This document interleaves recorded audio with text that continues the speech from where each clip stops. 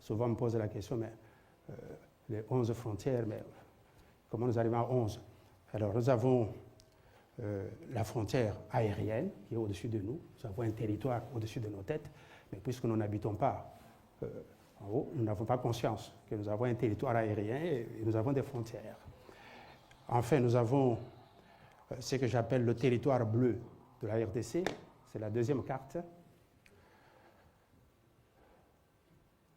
Voilà. Ça, c'est le territoire bleu, mais que je représente ici qui est jaune. Cette bande de l'espace maritime qui part de Mwanda, de Sianfumu et ronge au fond sur l'océan Atlantique. C'est à peu près 680 km, qui est limité au nord par l'Angola et au sud également par l'Angola. Nous avons une loi qui a été votée par notre Parlement en 2009 et qui délimite cet espace maritime. Nous avons des divergences avec l'Angola sur cette délimitation, avec la zone économique exclusive et le plateau continental avec des problèmes de pétrole. Bon, mais ça, c'est une question qu'on ne pourra pas aborder ici, mais nous avons délimité, on a quelques divergences, peut-être que les deux gouvernements auront l'occasion de résoudre ce problème. Voilà, grosso modo, les frontières de la RDC. Maintenant, toujours en allant dans le sens opposé à l'horloge, sur cette frontière avec l'Angola, c'est bon. On n'a pas de gros problèmes de divergence, sauf dans l'océan Atlantique, où nous avons un problème géopolitique, géostratégique et géoéconomique très important, de divergence, qu'il faut résoudre. Alors là, après l'Angola, nous avons la Zambie, qui est là. Ça, c'est la botte, ce qu'on appelait la botte du Katanga, ou le talon du Katanga. C'est une zone qui est très minéralisée. Il y a des richesses minières que nous avons dans notre pays, le cobalt, le cuivre, etc., sont concentrées dans cette partie ici. Il y a eu des batailles géopolitiques, géoéconomiques, surtout vers Kipushi, Sakanya, entre les Belges et les Anglais, pour déterminer la frontière là-bas. Bon, la frontière est bien tracée, délimitée, il n'y a pas de gros problèmes là-bas, mais sauf dans la partie, vous voyez bien, entre le lac Tanganyika et le lac Mouero, à peu près 205 km, cette frontière n'était pas... il y avait des divergences sur la délimitation depuis le 19e siècle. Finalement, on a réglé le problème entre Mobutu et Kaunda en 1989, mais le gros problème qui était resté sur le terrain, c'était la démarcation, parce qu'il n'y avait pas de bornes posées sur le sol pour faire la démarcation. C'est pour cela qu'il y avait toujours des conflits, des bagarres.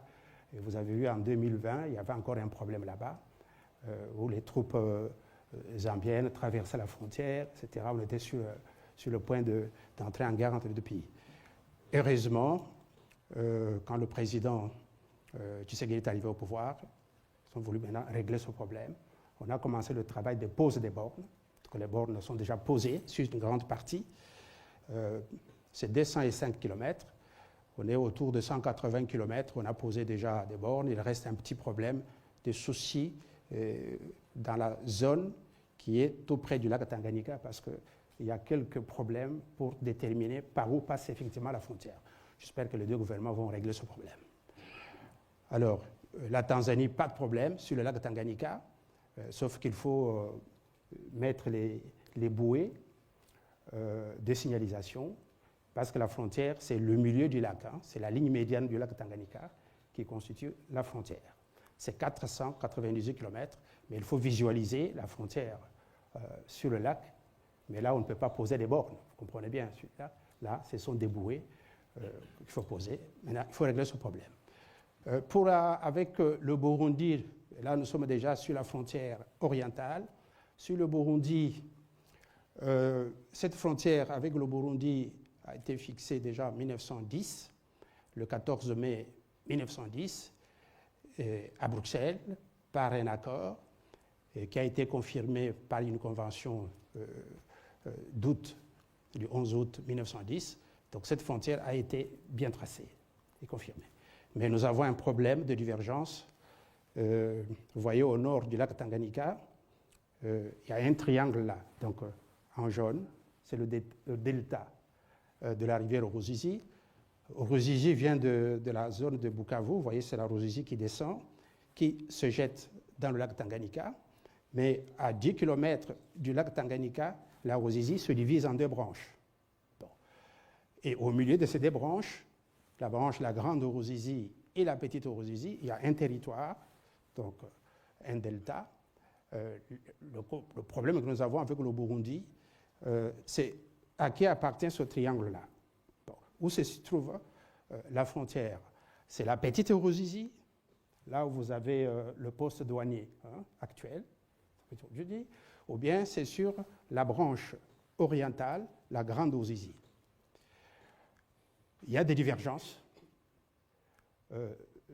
Dans le livre dont le ministre a parlé, il y a des échanges de lettres, parce que les gens ont raconté à un moment donné que Mobutu avait déjà donné ce territoire au Burundi. C'est faux et archi faux.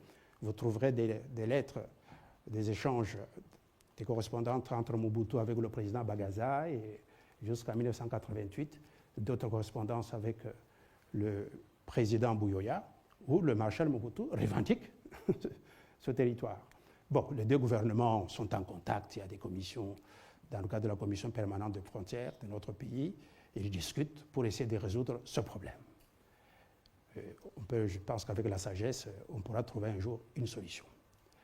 Maintenant, en remontant, nous arrivons sur le lac Kivu, et là, nous avons un voisin, c'est le Rwanda, et là, nous avons quelques problèmes avec le Rwanda, l'actualité. Vous, les hommes et les femmes de médias, vous connaissez ce problème. Et là, nous avons des difficultés qu'il faut essayer de résoudre. Maintenant, la question qu'on peut se poser, c'est de savoir comment on a réglé d'abord cette frontière avec le Rwanda. Vous avez là la frontière orientale, toute la frontière depuis le lac Tanganyika jusqu'au niveau du lac Albert et un peu plus au-dessus. Dans les faits, pour parler du problème du Rwanda, qu'est-ce qui s'est passé au XIXe siècle? Au XIXe siècle, c'était la conquête coloniale. C'était la géopolitique de l'époque ou la mondialisation de l'époque au XIXe siècle. C'était la conquête des territoires, des terres en Afrique. Les grandes puissances de l'époque, 14 pays, se sont réunis à Berlin pour résoudre 3 problèmes. L'ordre du jour de la conférence de Berlin, c'est Bismarck l'a énoncé d'ailleurs. Nous partons à Berlin, c'est pour régler 3 problèmes. Le premier, c'est la liberté du commerce dans le bassin du fleuve Congo. Deuxième problème, c'est la liberté de navigation, de circulation, toujours dans le bassin, sur le fleuve Congo et sur le fleuve Niger. Et le troisième problème, c'est les règles à mettre en place pour l'occupation des nouvelles terres en Afrique. Ils se sont réunis à Berlin pendant 3 mois. Et les résultats de leurs discussions pendant 3 mois ont été coulés dans un traité international qu'on appelle Acte général de la conférence de Berlin. C'est un traité. Alors, je voudrais ici déjà relever un mythe ou une idée reçue qui est fausse, idée reçue fausse. On affirme souvent que c'est à Berlin qu'on a partagé l'Afrique, que les frontières, par exemple nos frontières avec les pays voisins, ont été fixées à Berlin. C'est faux et archi faux.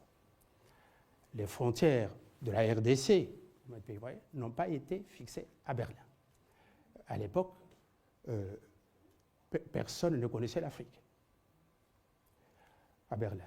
D'ailleurs, avant d'aller à Berlin, la France avait dit à l'Allemagne, à l'Angleterre, messieurs, nous allons à Berlin, ce n'est pas pour aller discuter des frontières, pour aller nous partager des terres là-bas. Nous allons à Berlin pour autre chose. Mais ce n'est qu'après, les questions de frontières, nous allons les régler sur le plan bilatéral. Parce que j'avais appris, ce que vous avez apprécié dans les pays voisins, je crois que c'est au Rwanda, on disait, bon, il faut convoquer la conférence de Berlin 2 pour revoir les frontières. Berlin, pas question, le traité conclu à Berlin, c'est 38 articles, il se trouve dans l'ouvrage. Aucun de ces articles ne parle du partage, ne parle des frontières entre les pays africains. Donc c'est faux et archi faux.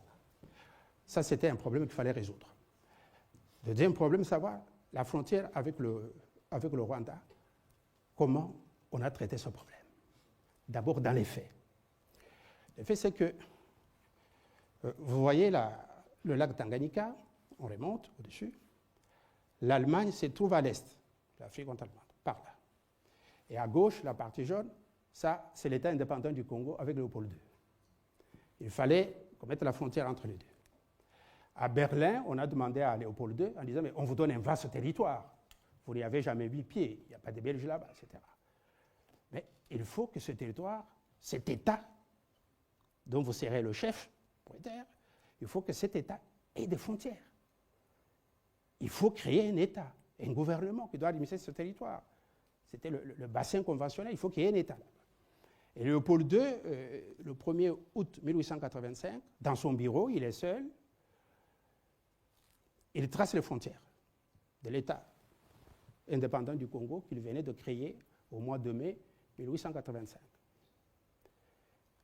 Il crée, il trace les frontières, et il communique à tous les autres États, y compris à l'Allemagne. Tout le monde ne réagit pas. Donc, ils acceptent. Il dit mot consent. C'est l'acquiescement. 9 ans plus tard, Léopold II revient, il met à jour ces mêmes frontières de son territoire. Il communique encore aux 14 pays qui étaient à Berlin. Aucune réaction. Nous sommes en 1894. Bon. Mais un problème se pose après. À Berlin, par exemple, personne ne connaissait l'existence d'un royaume, le royaume du Rwanda. Personne. Aucun Européen n'avait visité le royaume du Rwanda. Personne ne connaissait. Donc c'est 10 ans après, en 1894, qu'un militaire, un soldat, un major allemand, remonte le nord, il part de Bujumbura, il arrive au Rwanda, il arrive dans la capitale Nyanza, il rencontre le roi Rwabugiri qui était là, quand il est arrivé en 1894. Il rentre en Europe, il fait les rapports, et c'est lui qui annonce qu'il y a un royaume, le royaume du Rwanda, avec un roi bien structuré, et qui est là. Les Allemands, première fois, 10 ans après. C'est pour vous dire encore que sa frontière avec le Rwanda n'était pas fixée à Berlin parce qu'on ne connaissait pas Berlin. Maintenant, vous voyez bien cette ligne, la ligne qui est là, rouge, hein, cette ligne ici, qui part du lac Tanganyika au nord et qui arrive là. Cette ligne est tracée par Léopold II lui-même dans son bureau, qui part du sud, nord du lac Tanganyika, et qui arrive là où il s'achève là, c'est au sommet du mont Sabinyo, dans la zone, dans la région de Bunagana. Cette frontière s'arrête là. Et c'est à cet endroit où il y a 3 frontières qui se rejoignent. La frontière avec l'Ouganda, frontière avec le Rwanda et frontière avec le Rwanda. C'est le point triple frontalier, comme on le dit en langage technique. C'est là, vers Bunagana. En 1896, l'Allemagne se réveille. Le gouvernement allemand dit à Léopold II, Sa Majesté, votre ligne là, votre frontière là, que vous avez tracée sur papier chez vous, vous seul, et qui sépare l'Afrique orientale allemande, les territoires allemands, et l'État indépendant du Congo, c'est une frontière, une ligne imaginaire, et cette ligne coupe le royaume du Rwanda en 2 parties, et passe même par la capitale Nyanza. C'est difficile à repérer sur le terrain. Nous ne sommes pas d'accord. Nous sommes en 1896. Le débat s'engage entre le roi Léopold II et les Allemands. Pour savoir, mais est-ce que cette frontière entre les 2 possessions, ça va passer par où? Pour l'Allemagne, la frontière doit passer par ici, suivre la rivière Ruzizi, et arriver dans le lac Kivu et se terminer au niveau de Goma. Léopold II dit non, pas question. Bon. Jusqu'à sa mort, le problème n'était pas résolu. Le problème sera résolu en 1910. 3 pays se réunissent à Bruxelles depuis le 8 février 1910 jusqu'au 14 mai 1910. L'Angleterre, l'Allemagne, la Belgique, pour régler la question de cette frontière orientale. Et entre l'Allemagne et la Belgique, nous sommes en 1910, Léopold II avait déjà vendu le Congo à la Belgique, Quand on vous dit cession, c'est un euphémisme, c'était une vente. Nous avons mené des recherches, nous connaissons même le prix qui était encaissé par Léopold II. Donc, après avoir vendu, il a quitté, la Belgique a récupéré le territoire et on discute à Bruxelles.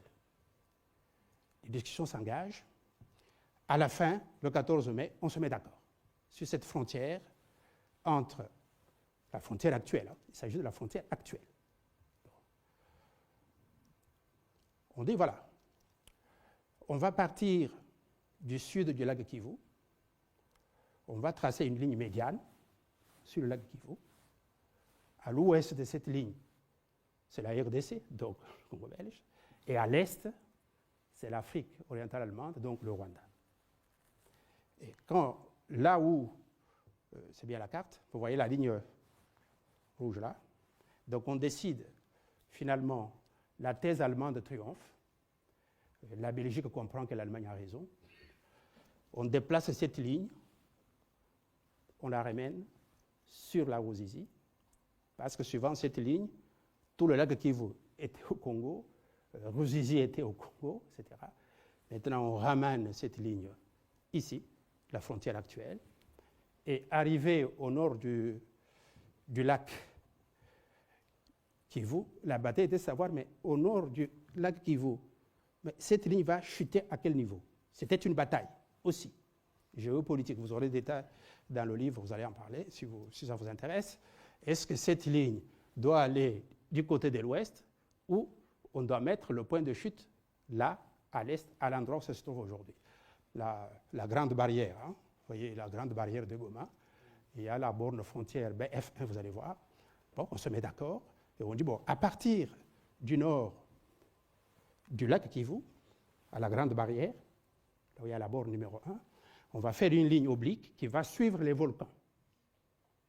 Suivre les volcans. Là, nous sommes sur la frontière terrestre, 60 km.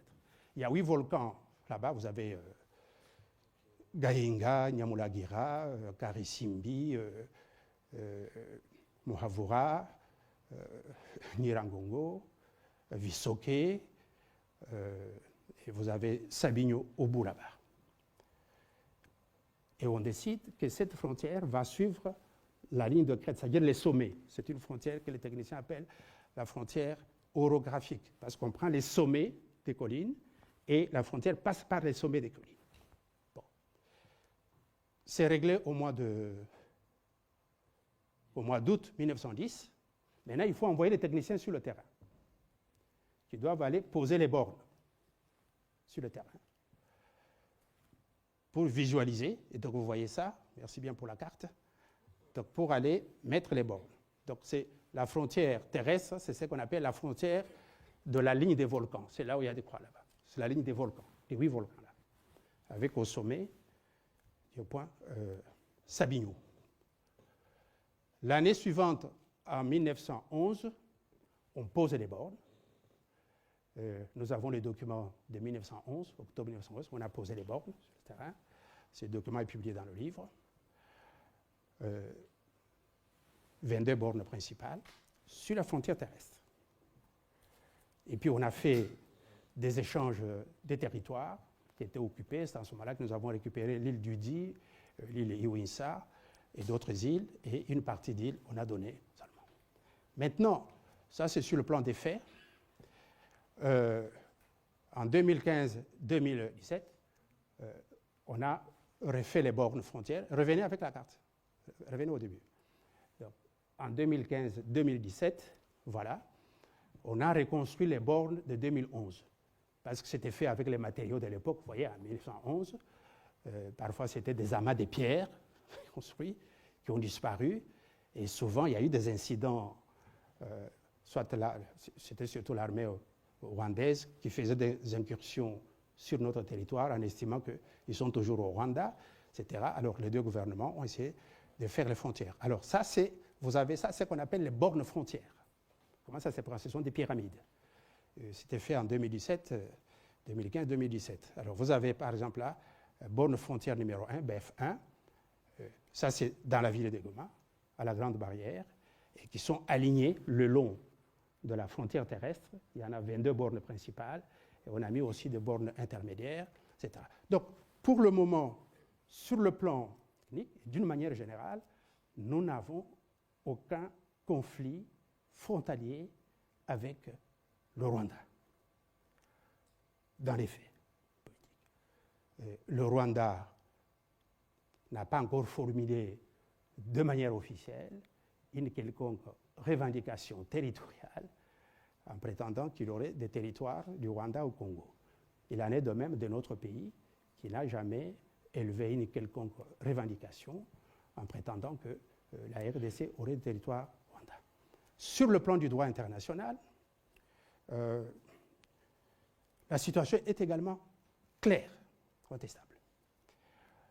Sans parler des règles de droit international en général, dans le cadre des Nations Unies, nous avons la Convention de Vienne de 1969 sur le droit des traités, qui dit très clairement, dans une de ses dispositions, qu'on ne peut pas toucher au traité de frontières, surtout en cas de succession d'États. C'est un principe bien établi. Sur le plan, pour rentrer chez nous en Afrique, on a créé l'OUA en 1963. Et l'année suivante, premier sommet de l'OUA, c'était au Caire, en Égypte. Les États africains sont arrivés là. Ils ont réglé le problème des frontières entre États africains. Parce qu'il y avait déjà des conflits un peu partout. Le Maroc contestait l'indépendance de la Mauritanie, réclamait la Mauritanie faisant de son territoire, etc. Ils ont déclaré, pris une résolution historique sur l'intangibilité des frontières entre États africains hérités de la colonisation. C'était le 21 juillet 1964. Donc, tous les États africains, tous, sans distinction. La RDC, l'Ouganda, le Burundi, la Zambie et le Rwanda, nous avons tous accepté cette règle-là. On ne touche pas aux frontières héritées de la colonisation. En 2000, on crée l'Union africaine à Lomé, le 11 juillet 2000. 36 ans après, donc, les États africains, cette fois-ci, disent ce que nous avions dit et décidé au Caire, il faut le mettre maintenant dans un traité. Ça doit devenir maintenant une règle conventionnelle. Soit clair. Ça ne doit pas être une résolution, maintenant on met dans le traité. Et à l'article 4, vous pouvez lire, il y a deux, bien, tous les États africains, encore une fois, 36 ans après, RDC, Congo-Brazzaville, Gabon, Cameroun, Rwanda, Burundi, Ouganda, etc., disent on ne touche pas aux frontières entre nous héritées de la colonisation. Donc l'intangibilité des frontières et de la colonisation. Ça, nous sommes en 2000. Récemment, en 2018, revenez un peu aux bornes. Fais marche arrière. Récemment, voilà. Je vous ai dit qu'on a reconstruit toutes les bornes frontières, les 22 bornes principales, on a ajouté des bornes intermédiaires, les 22, entre RDC et le Rwanda. On a reconstruit, suivant les normes modernes. Quand les techniciens ont construit ces bornes, avec des techniciens de deux pays, qui ont travaillé ensemble, pour retrouver le tracé de la frontière de 1910, ils ont heureusement retrouvé là où on avait placé les bornes qui avaient disparu. On a reconstruit toutes les bornes. Les techniciens ont fait le travail et ils ont remis ça au gouvernement, rwandais et congolais. Maintenant, les deux gouvernements devaient accepter ces bornes, les recevoir, pour dire que ces bornes se trouvent bel et bien sur la frontière internationalement reconnue entre nos deux pays. Au nord de cette frontière, c'est la RDC, et au sud, c'est le Rwanda, et les bornes sont là pour séparer. Et j'ai retrouvé le document qui était signé à l'époque, il est dans le livre. Alors les deux gouvernements, représentés pour la RDC par le ministre Mova Sakani. Et du côté du Rwanda, par le ministre de la Défense, permettez-moi de citer son nom, c'était James Sakabarebe, qui a signé ce document pour le compte du Rwanda, pour dire que, bien, sur cette frontière, qui ne sépare notre territoire, la RDC n'a rien à réclamer au Rwanda comme terre. Et bien entendu, la RDC aussi, le Rwanda n'a rien à réclamer à la RDC pour prétendre que j'ai des territoires, des terres à moi au Rwanda qui se trouvent au nord de cette frontière. Donc, sur le plan du droit international, la situation est claire. Intangibilité des frontières héritées de la colonisation, c'est une règle fondamentale même de l'Union africaine, reconnue par tous les États, par la RDC et par le Rwanda. Donc ça, c'est sur la question du droit international.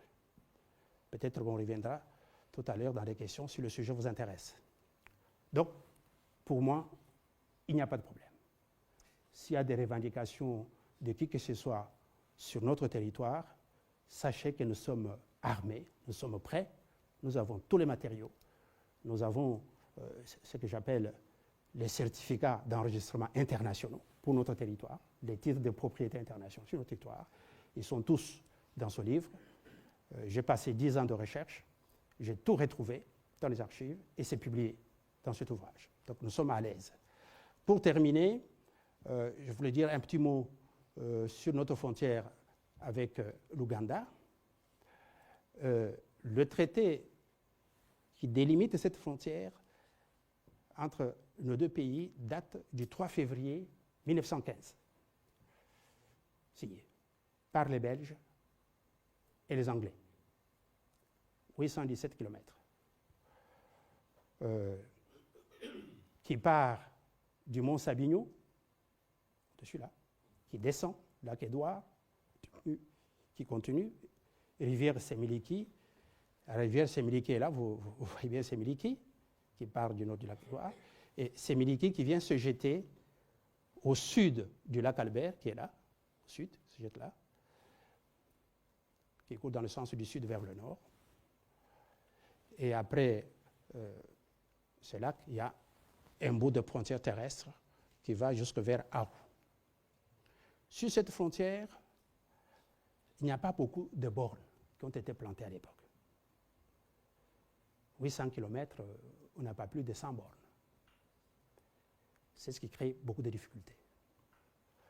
Nous avons des divergences avec notre voisin sur le delta. Donc vous voyez ici, quand Semiliki se jette dans le lac Albert, il se divise en plusieurs branches.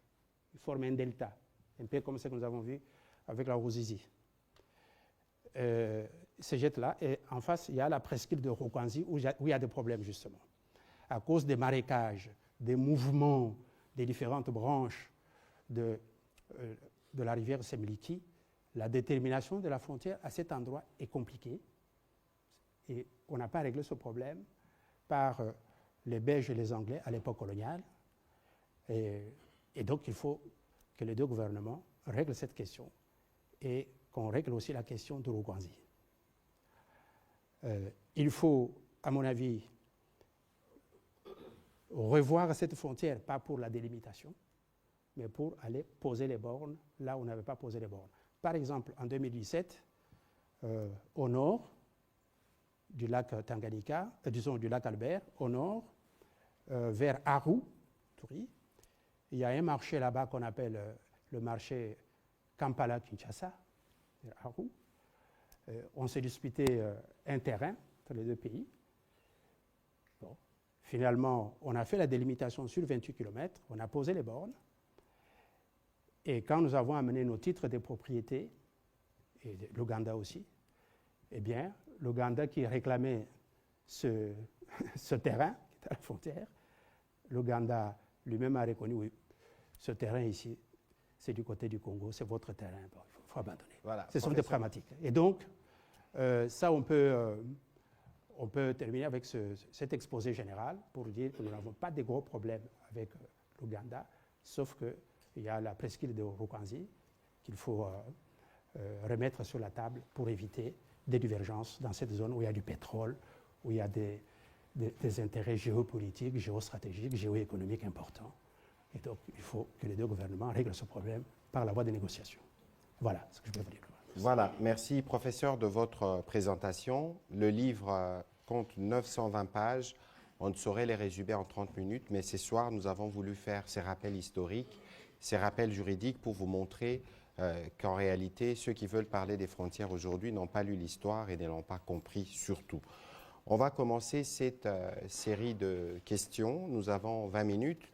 Je souhaiterais que les questions qui seront orientées vers le professeur portent sur l'ouvrage et la présentation qu'il a faite, parce qu'il y a un besoin de pédagogie pour une meilleure compréhension de l'un ou l'autre aspect, et nous pourrons évidemment ramasser rapidement s'il y a 2, 3 questions d'actualité. On va commencer avec M. Éric Izami.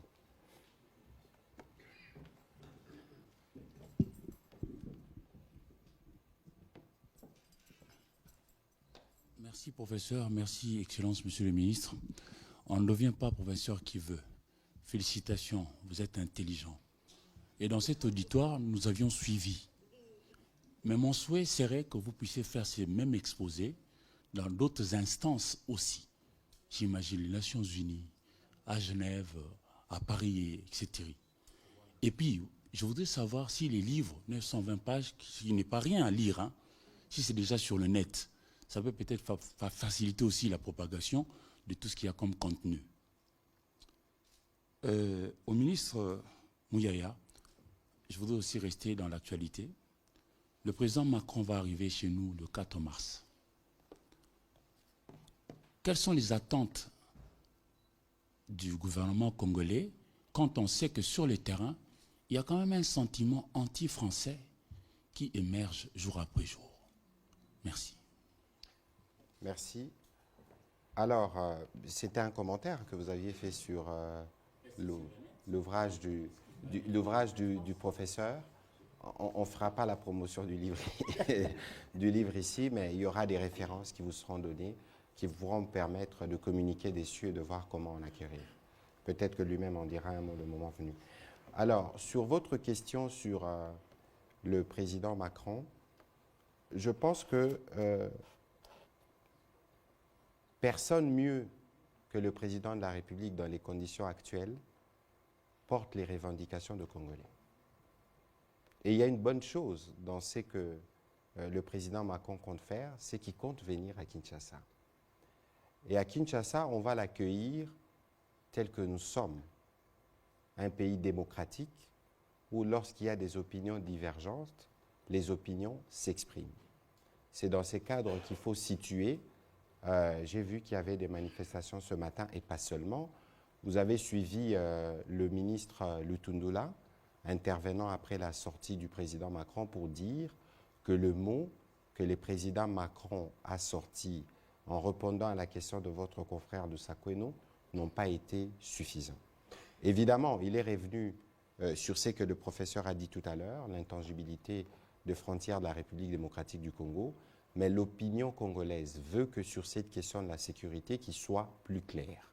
Il n'y a pas de place pour l'ambiguïté, le mal est connu, il faut le nommer par son nom. Après, il y a la diplomatie, parce que la France, depuis le début, essaie de proposer de faire des bons offices.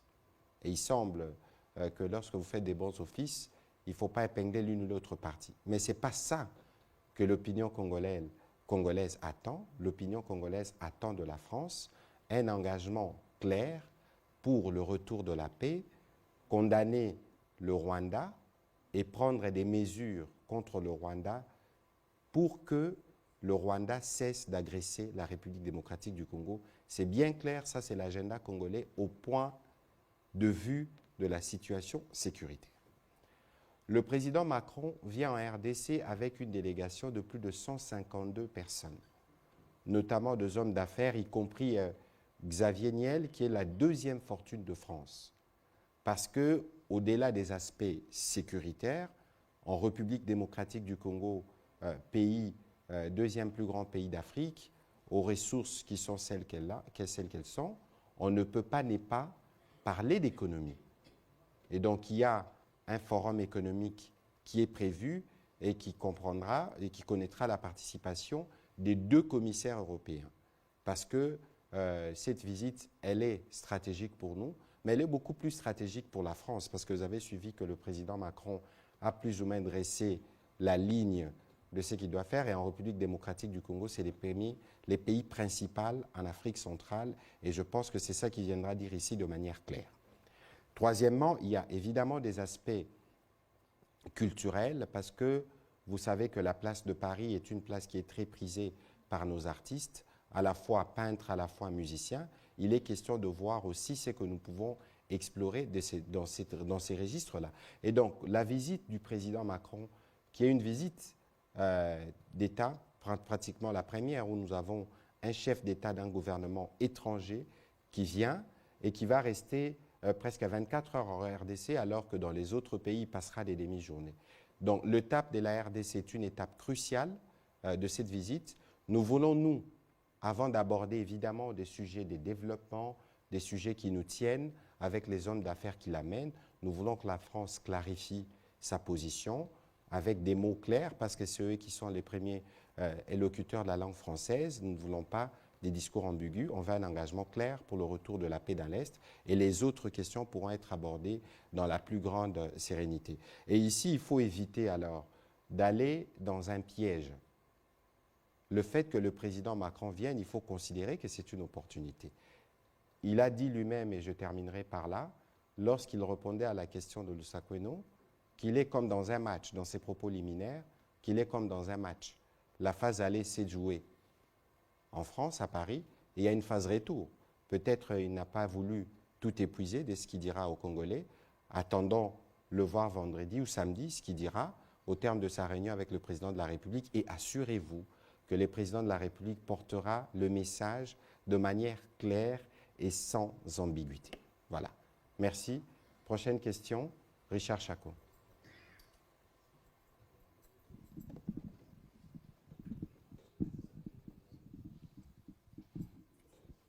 Merci beaucoup, Monsieur le ministre.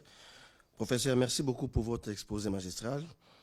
Je suis surpris agréablement, s'il faut le dire, parce que vous dites qu'il n'y a pas un problème de frontières entre la RDC et le Rwanda actuellement. Et vous avez évoqué le principe sacro-saint du respect de l'intangibilité des frontières et de la colonisation. Alors, je voulais savoir qu'est-ce qui justifie aujourd'hui, selon vous, parce que vous êtes chercheur, vous avez fait des recherches, la guerre que mène le Rwanda contre la RDC, et au regard de toutes ces déclarations qu'on entend des officiels rwandais qui disent que au niveau de Berlin, il y a eu un mauvais... on n'a pas respecté plutôt le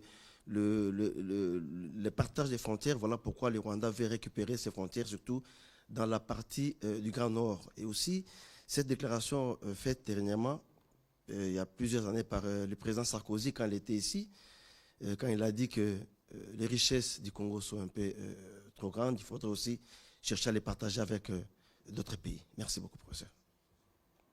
Allez-y, professeur. Oui. Merci, monsieur Chacot, pour votre question. Je crois que le ministre a un narratif très percutant. Il le répète souvent. Je suis d'accord avec lui sur les raisons de la guerre que le Rwanda nous mène. Je ne vais pas faire d'autres commentaires là-dessus. Je pense que le gouvernement communique très bien sur le sujet, la presse. Je ne vais pas en rajouter. Mais je vais rester sur le plan technique, s'agissant de la frontière. Monsieur Richard, je suis formel. Parce que j'ai fait ce que Cheikh Anta Diop, le savant sénégalais, Cheikh Anta Diop, le conseiller, nous, les intellectuels africains, en disant que nous devons aller chercher la vérité directe, au lieu de passer par des intermédiaires. J'ai voulu savoir qu'est-ce qui s'est passé à Berlin. J'ai lu les documents, tous les documents qui étaient signés, les discours. On n'a pas abordé les questions des frontières. Les amis rwandais, le président nous a dit que ce sont nos frères, nos sœurs, ses ennemis. Les amis rwandais qui tiennent ces propos, c'est par ignorance. Parce qu'à Berlin, on n'a pas du tout abordé les questions des frontières. Vous pouvez lire les 38 articles du traité de Berlin qui sont dans cet article. On n'en parle pas. Et puis, on ne pouvait pas faire la frontière avec le Rwanda parce que personne ne connaissait le Rwanda à Berlin. Le premier Européen est arrivé 10 ans après Berlin, au Rwanda. Je voudrais souligner à ce sujet, M. Richard, je demande aux amis rwandais de consulter les documents. Eh bien, les Allemands étaient intransigeants. Les Allemands étaient intransigeants. Ils ne voulaient pas qu'on touche à l'intégrité territoriale du royaume de Rwanda. Les documents sont là, les Belges ont écrit, les Allemands ont écrit, pour déterminer, et c'était le débat là à Bruxelles, hein, où se trouvent les frontières historiques du royaume du Rwanda. Et les documents sont là. On a indiqué que le roi du Rwanda, Yoweri Musinga, qui était au pouvoir à l'époque, il avait autorité jusqu'à tel endroit, les communautés Tutsi arrivaient à tel endroit, il avait l'influence à tel endroit, pas là-bas. Et c'est au nom de ce principe-là que nous avons récupéré l'île d'Idui, où le roi Yoweri Musinga n'avait aucune influence. Donc, Idui ne faisait pas partie du royaume du Rwanda. Et donc, les Belges ont dit, bon, puisque c'est ça le principe, nous récupérons l'île d'Idui, qui nous appartient, qui est au Congo, etc.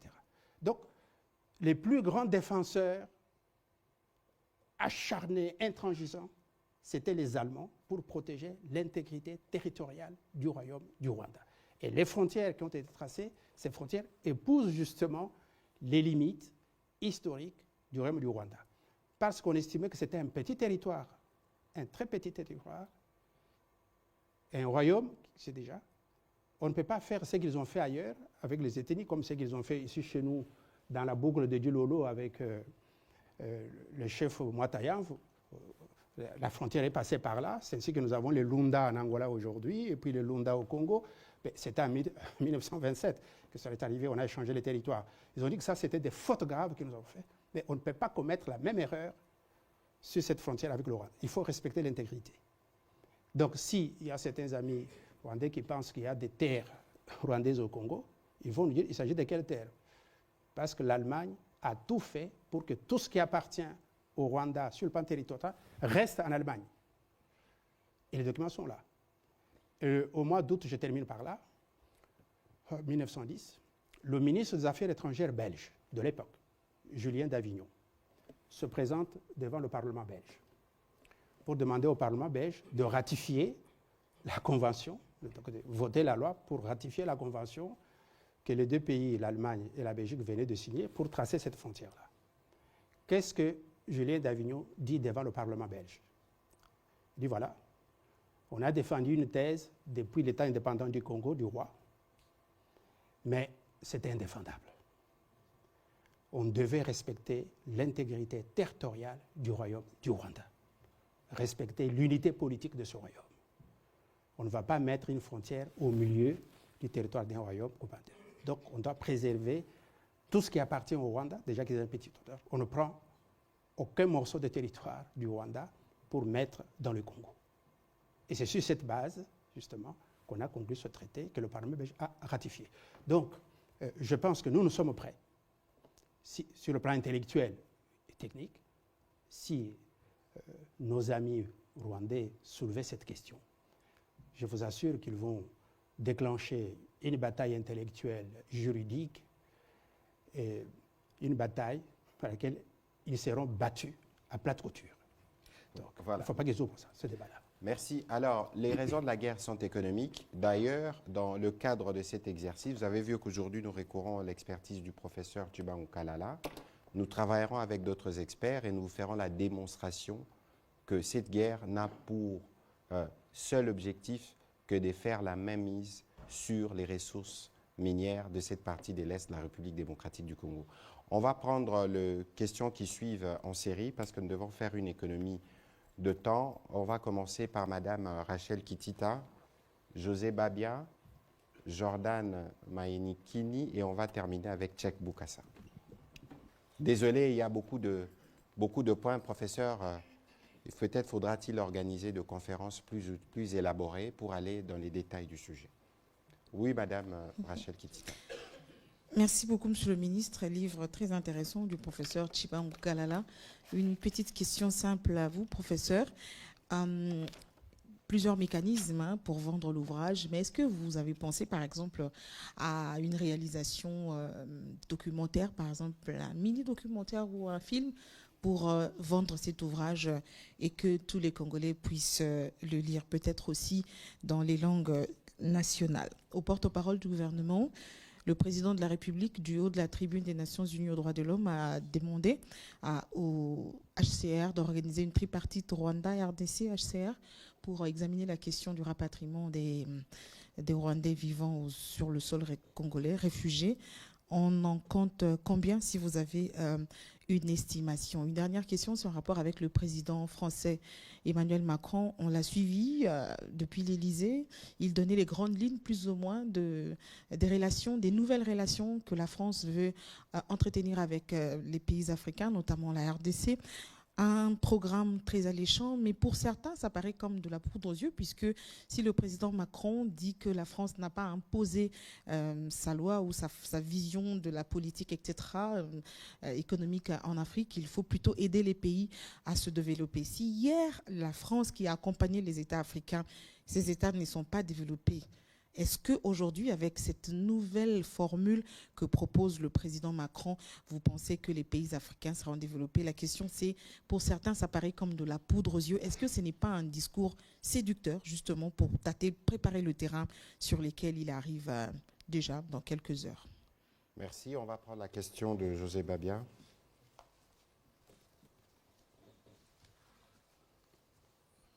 Merci, Monsieur le Ministre, pour la parole. Professeur Tshibangou, nous avons tous suivi votre exposé.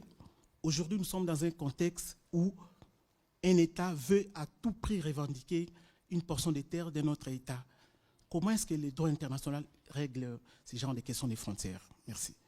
Merci. Jordan Wainikini. Merci, professeur, pour ces très beaux livres. Alors, ma première question, j'aimerais savoir, est-ce qu'à l'heure actuelle, au moment où nous parlons, on doit dire que la superficie de la RDC est toujours de 2 345 000 km². Il n'y a-t-il pas des endroits de la RDC qui nous ont été croqués par d'autres pays frontaliers à la RDC? J'ai fait allusion par exemple à Kaemba, ces territoires des Kwilu frontaliers avec l'Angola. Et puis, la deuxième question, vous avez dit que dans les faits, nous n'avons aucun conflit frontalier avec le Rwanda. Alors, j'aimerais savoir, il y a d'autres concepts qui existent au Congo. J'aimerais savoir les concepts congolais rwandophones. Qu'est-ce que cela veut dire exactement? Quand est-ce que ce concept a vu les jours? Voilà, merci. Merci. Tchak Boukassa. Merci, Monsieur le Ministre. Ma question, je vous l'adresse. En revisitant la loi des finances 2023, les crédits alloués à l'opération de démarcation va jusqu'à près d'1 million de dollars. Pourtant, d'après les techniciens en la matière de démarcation, donc en la matière, la démarcation d'1 kilomètre de frontière équivaut à plus ou moins 10 000 dollars. Or, ce secteur bénéficie seulement d'un crédit de 1 million pour régler une situation de 11 frontières. Comment est-ce que le gouvernement pense régler cette question avec seulement 1 million de dollars? Et pour mieux sécuriser nos frontières, elles doivent être bornées. À ce jour, il n'y a que 35% des frontières démarquées. Quels sont les efforts fournis par le gouvernement sur cette question depuis la fin de la colonisation? Merci, Tchek Boukassa, pour votre question. On va donner la parole au professeur et moi, je réagirai à la fin pour à la fois répondre aux préoccupations qui me concernent et conclure cet exercice. Professeur, vous avez la parole pour les questions qui vous ont été destinées. Merci, Monsieur le Ministre. Pour Madame Rachel, j'en profite pour répondre à la question qui avait été soulevée par le premier intervenant. Bon, ça me gêne un peu de faire un peu la pub de mon livre, en profitant d'une activité solennelle du gouvernement. Mais j'aimerais vous concevoir dans les couloirs tout à l'heure. Je suis ouvert aux propositions que vous allez me faire pour voir comment assurer une large diffusion de l'ouvrage. On va en parler en aparté. Bien. Monsieur Babia, vous dites qu'il y a un pays qui tient coûte que coûte et qui revendique le territoire de notre pays, une partie, et comment le droit international règle le problème.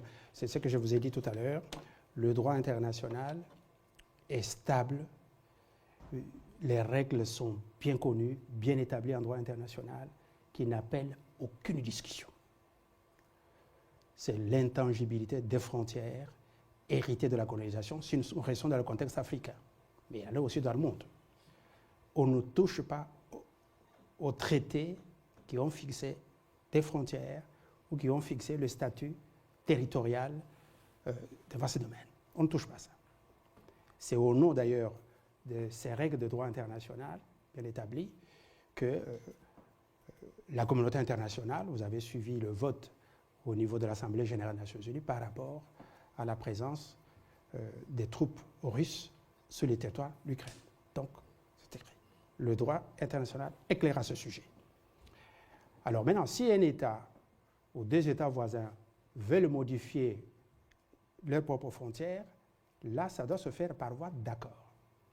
Nous l'avons fait nous-mêmes avec la Zambie, parce qu'on avait un désaccord sur la frontière qui part du lac Tanganyika jusqu'au lac Mweru.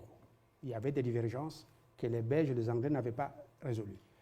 Le président Mobutu et le président Kaunda ont signé un traité ici même à Kinshasa le 18 septembre 1989 pour rectifier le tracé de cette frontière-là, pour corriger les problèmes qu'il y avait, régler le problème des divergences. Ça, le droit international permet qu'on puisse modifier des frontières par voie d'accord, par voie pacifique.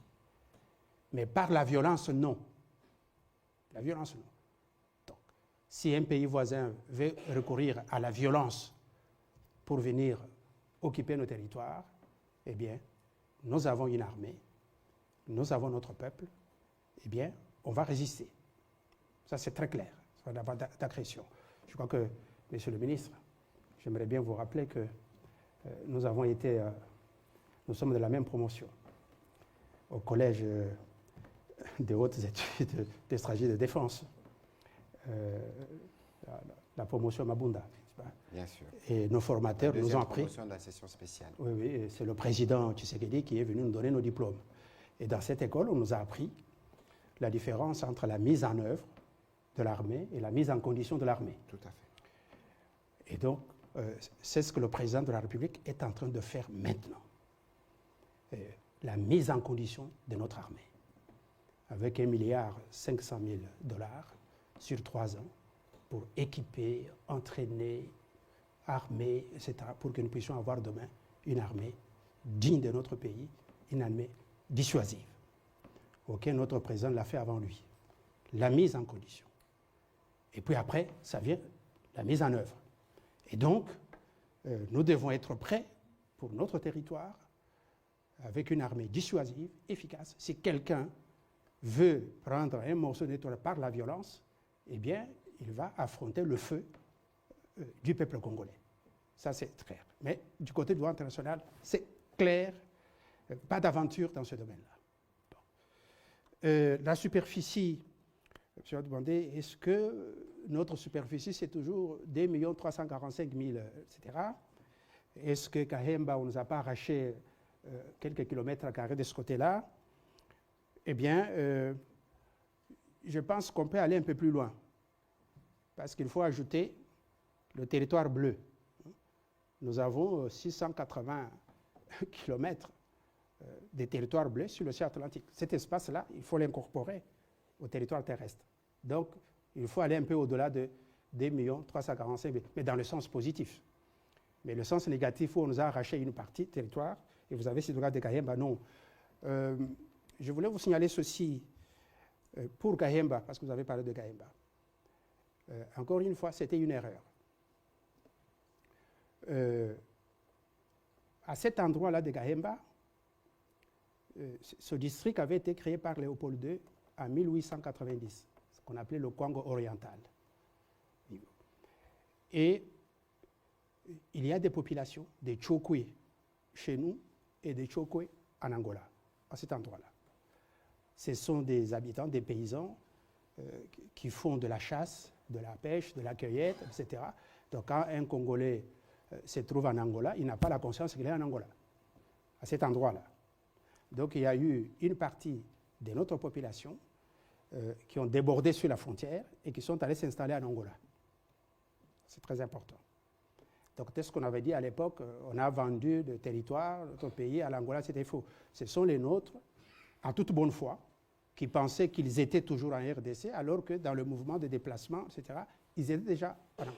Et on a envoyé des experts, avec des GPS aujourd'hui, de la taille d'un téléphone portable, on a posé sur le parallèle de Noki. Si vous voyez au sud de notre pays, à un endroit comme si une ligne droite, c'est comme si on a tracé avec une latte. Hein. C'est le 5e parallèle, le parallèle de Noki, et c'est là où se trouve cette frontière. Et donc, nous étions au sud de ce parallèle. Et puis, on a demandé à nos populations de rentrer au nord. Donc, nous n'avons rien perdu. On a respecté seulement le titre de propriété internationale, le traité que nous avons conclu avec l'Angola en 1891, et aménagé en 1894. Donc, nous n'avons rien perdu. Nous avons l'intégrité de notre territoire. Nous n'avons rien perdu jusqu'au moment où je vous parle. La question de rwandophone, qu'est-ce que cela signifie? Peut-être que, Monsieur le ministre, vous êtes mieux placé que moi d'en parler. Je préfère rester sur le terrain technique, scientifique. Je ne vais pas m'aventurer sur un terrain que je ne maîtrise pas. Merci. Voilà, je crois que sur cette question des rwandophones, on est peut-être tous tombés dans un piège, parce que lorsqu'on parle de rwandophones, parfois on fait du méli-mélo. Il y a des Tutsis, il y a des Hutus en République démocratique du Congo. Le concept a été créé dans une vague avec les soucis clairs de se dire, comme il y a quelqu'un qui se présente comme les défenseurs en chef sans mandat des communautés, dit, bon, j'ai réuni et j'assois ma domination sur toutes ces populations qui parlent le Kinyarwanda. Je souhaiterais que dorénavant, on parle de Hutu, on parle de Tutsi, comme on parle de Baluba, comme on parle de Bakongo. Je pense que ce serait plus clair dans ce sens-là. Alors, sur les questions de Madame Rachel Kitita, aujourd'hui, l'action diplomatique du président de la République qui porte des résultats est portée avec une stratégie intelligente et bien claire, qui vise notamment à démontrer à la face de la communauté internationale et de la communauté mondiale que le Rwanda utilise de faux prétextes pour envahir la République démocratique du Congo. Pour parler de la question des réfugiés, avant même que je n'entre dans les détails sur cette question des réfugiés, il faut peut-être rappeler au président rwandais que lui-même a vécu dans un camp de réfugiés. C'est dans un camp des réfugiés qu'il a passé toute sa jeunesse, qu'il a appris les métiers des armes.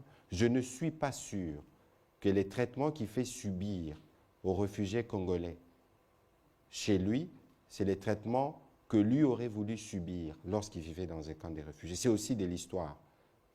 Vous pouvez les lire et avoir des détails. Aujourd'hui, je rappelle que lorsque nous avons commencé les rounds des négociations avec le Rwanda à Luanda en juillet 2022, la question du retour de réfugiés était une question qui était déjà étudiée. La question principale qu'il faut résoudre avant les questions subsidiaires, c'est la question de la guerre. Comment voulez-vous demander aux Congolais qui sont réfugiés au Rwanda, du fait des agissements rwandais, de revenir dans leur pays alors que le même Rwanda continue avec les mêmes agissements? Le principe de retour des réfugiés s'est fait sur une base volontaire. Vous allez demander à regagner les zones où vous sémez la terreur. Il y a quand même une question de logique qui guide les Rwandais dans cette question. Alors, l'autre préoccupation, il faut savoir qu'il y a plus de réfugiés rwandais au Congo que des réfugiés congolais au Rwanda. il y a à peu près 76 ou 77 000 réfugiés congolais qui sont répertoriés, qui sont identifiés, parce qu'il y a une commission nationale des réfugiés, comme on a une commission permanente de frontières qui traite quotidiennement du sujet, et il y a à peu près 200 000 ou à peu près au moins 200 000 réfugiés rwandais qui sont enregistrés ici. Pour ce qui nous concerne, le président de la République a rencontré justement Antonio Guterres et Philippe Augrandi qui dirigent les HCR. Il faut rappeler que Guterres lui-même avait dirigé les HCR à un moment pour dire, écoutez, nous nous sommes disposés. Mais le retour doit se faire sur la base d'un travail tripartite qui doit se faire avec les HCR. Aux dernières nouvelles reçues de notre Commission nationale de réfugiés, les Rwandais ne se sont pas présentés parce que les documents sont clairs. Ce n'est qu'après cette étape tripartite que nous, pour ce qui concerne ceux qui veulent revenir, on va impliquer les autorités locales. Parce que nous avons toujours nos racines. Même si vous êtes parti il y a 10 ans, il y a 5 ans, il y a toujours un oncle, il y a toujours un cousin, il y a toujours les notabilités qui savent. Comme ça, dans un processus transparent, on évitera de tomber dans son piège parce que le connaissant, il y a évidemment une volonté d'infiltrer des gens derrière ces réfugiés, mais le processus et le choix que nous avons fait, c'est de le faire de manière transparente avec les hauts commissariats des Nations Unies pour les réfugiés. Et donc, sur cette question, je suis sûr que nous y reviendrons où on pourra vous fournir tous les détails nécessaires parce qu'il est question que nous-mêmes, nous puissions bien comprendre ces prétextes qui n'en est pas un. Il n'a qu'à mettre fin à la guerre, comme ça, les Congolais pourront aisément revenir chez eux. Alors, vous avez parlé de la question du président Macron. Écoutez, ça fait très longtemps que nous, on a compris que le Congo ne se développera pas par l'aide. Alors, il faut que nous-mêmes, nous réglions ces problèmes mentaux à penser que c'est les autres qui vont venir faire les développements à notre place. Le président Macron est d'abord le président de la République française. Il travaille à préserver les intérêts de la France et à la République démocratique du Congo, la France a des intérêts qui ne sont pas seulement la langue, mais qui sont aussi les opportunités qu'offre notre pays. Et aujourd'hui, sous la direction du président de la République, nous sommes dans des discussions totalement décomplexées. Nous sommes dans des rapports gagnant-gagnant et des rapports où on ne doit pas recevoir justement des instructions parce que c'est cette image de la France qui énerve de voir une toute-puissance qui rappelle les années des colonisations. Un pays vient dicter aux autres ce que les autres doivent faire. Non. Nous connaissons ce que nous devons faire pour développer notre pays. Nous avons besoin, pour développer notre pays, d'entrer en collaboration, en affaires avec les autres pays. Et d'ailleurs, l'aide qui est donnée par l'AFD, je pense que si ma mémoire est bonne, l'enveloppe pour cette année, c'est 240 millions d'euros.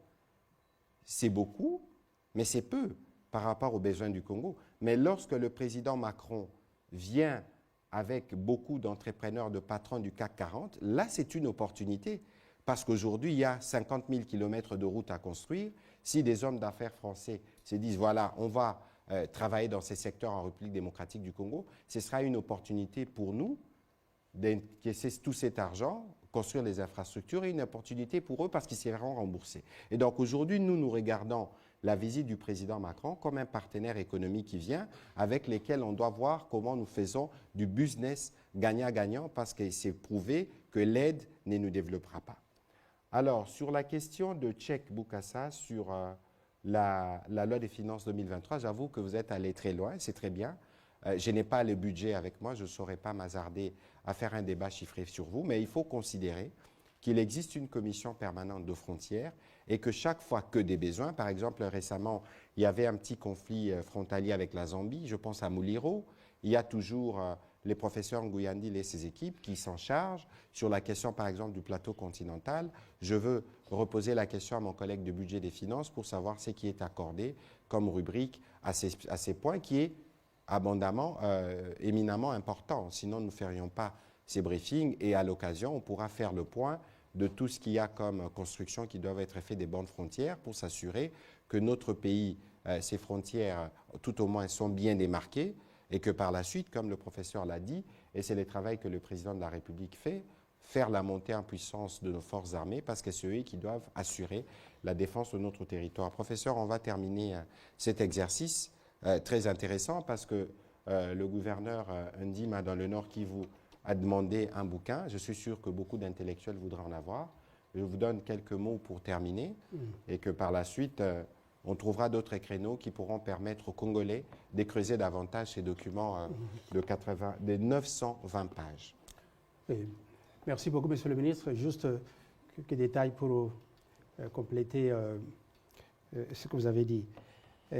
Sur la question de rwandophone, je vous donne une information, mais pour nourrir votre réflexion. Au mois d'octobre 1911, j'ai dit 1911, il y a plus d'un siècle maintenant, lorsque on se met d'accord sur le tracé de la frontière terrestre, là où nous avons des problèmes, 2023, il fallait envoyer les techniciens, les géomètres, les topographes et autres pour aller maintenant poser les bornes. Après avoir posé les bornes, il fallait maintenant expliquer aux populations locales pour leur dire la nouvelle frontière entre l'Allemagne et la Belgique, donc aujourd'hui entre le Rwanda et la RDC, passe par ici. Voici les bornes. La nouvelle frontière est là. Et que ceux qui sont au nord de cette frontière sont en RDC, au sud sont au Rwanda. Et on a abordé la question des populations locales qui étaient là. Qu'est-ce qu'on fait avec ces populations? On a donné un délai de 6 mois aux populations qui habitaient le long de cette frontière, dans la zone frontalière, pour que ces populations choisissent en toute liberté. Est-ce que vous voulez rester sous l'autorité de l'Allemagne, du roi Yuyi Musinga, en chef, ou bien vous voulez rester sous l'autorité de la Belgique et donc rester au Congo belge, sujet belge. Les populations devaient choisir pendant 6 mois. Eh bien, il y a des populations qui ont choisi d'aller au Rwanda. Nous, on ne veut pas être des Congolais.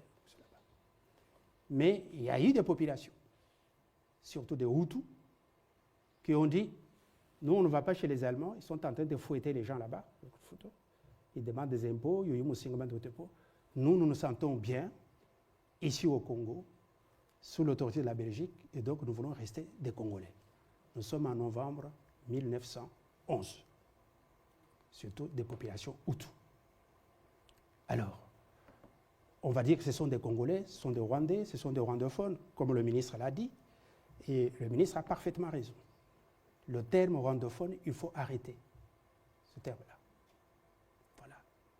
Ou ce sont des Hutus, ou ce sont des Baoundés, ou ce sont les Nandais, ou les Baruba. C'est ce qu'il faut. Le concept rwandophone n'a aucun sens.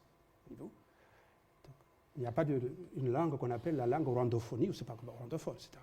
Et donc, voilà pour le choix en ce qui concerne les personnes. Je suis d'accord avec Monsieur le ministre sur ce sujet.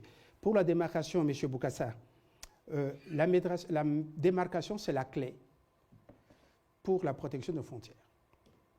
Nous avons parlé du cas de Gahemba. Sur cette frontière avec l'Angola, entre les bornes, c'est 10 km. Vous avez une borne ici, il faut compter 10 km pour trouver une autre borne. Mais entre les deux 10 km là, les gens n'ont pas conscience qu'ils traversent une frontière. D'accord. Voyez-vous, ce qui est arrivé à Gahemba. Donc, et sur presque 600-700 km, vous avez comme ça 10 km, 10 km. Donc la solution, c'est de mettre les bornes partout. Je vous ai parlé du Soudan du Sud. 787 km, il n'y a pas une borne. Depuis l'époque de l'État indépendant du Congo ou de la conférence de Berlin. Une frontière terrestre, Monsieur le ministre, il n'y a aucune borne. Il y a les Mbororo qui traversent là-bas, il y a des contrebandiers dans le parc de la Garamba qui viennent. Mais ces gens-là, ils n'ont pas conscience qu'ils sont déjà au Congo. Pour eux, ils peuvent penser qu'ils sont toujours au Soudan du Sud. Voyez-vous? Et donc, il faut faire ce travail. Ça coûte, mais il faut budgétiser, faire les choses. Ça coûte cher, c'est vrai. Mais pour quelqu'un qui veut clôturer sa parcelle, on ne peut pas dire... Pour quelqu'un qui veut clôturer sa parcelle, sa propriété pour être en sécurité, il ne peut pas dire que c'est trop cher. Ce sont des dépenses de souveraineté. Il faut programmer ça sur plusieurs années, pour une marche pluriannuelle, faire monter notre diplomatie en puissance, convaincre les pays voisins pour qu'on fasse ce travail, parce que ça doit se faire de manière bilatérale, pour qu'on mette des bornes partout. Et c'est de cette manière que nous allons protéger nos frontières en faisant la démarcation. Voilà. Je vous remercie. On va terminer cet entretien. Merci à vous, professeur, de vous être prêté à l'exercice. Je rappelle que ce briefing est un briefing spécial où nous avons voulu faire un éclairage sur une question importante. Je pense que dans les jours qui viennent, nous recourrons à des expertises, à des experts locaux pour pouvoir apporter la part de lumière. Le livre coûte $300 et le professeur pourra vous dire comment vous en procurer. Madame Kitita, professeur, merci beaucoup. Merci.